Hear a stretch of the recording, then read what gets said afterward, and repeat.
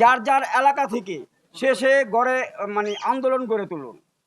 যারা শীর্ষ সন্ত্রাসী, যারা মাদক ব্যবসায়ী, যারা এই আওয়ামী লীগের পেতাত্তারা এখনো এলাকায় আছে, শান্তি মতন ঘুমিয়ে যারা মিটিং মিছিলে যাচ্ছে, নিষিদ্ধ সংগঠন আওয়ামী লীগ।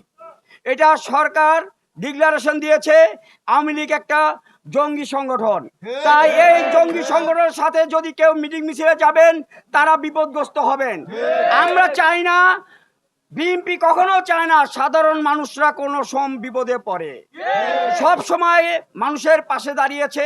আমরাও তাই তার বিএনপির জিয়াউর রহমানের আদর্শকে বুকে ধারণ করে আমরা এই আন্দোলন সংগ্রামে মাঠে ছিলাম, গরিব দুঃখী মেহনতি মানুষের পাশে। তাই আমি বলতে চাই, আওয়ামী লীগের যারা সন্ত্রাসী বাহিনী আছেন এখন থেকেই তারা সাবধান হয়ে যান। আমার এলাকা বরতলা, মাসুমে, রসুলপুর, ডিএমবাই, বউবাজার, আমরা যারা এখানে আছি সবাই ঐক্যবদ্ধভাবে আছি। সবাই এলাকার থেকে একটা একটা করে চিহ্নিত আওয়ামী লীগ ধরে ধরে তাদেরকে পুলিশের কাছে তুলে দেয়। আমরা আর কিছু বলতে চাই না, শুধু চাই তাদেরকে পুলিশের হাতে ধরে দিন যেখানেই পাবেন। বাংলাদেশ জিন্দাবাদ, জাতীয়তাবাদী দল।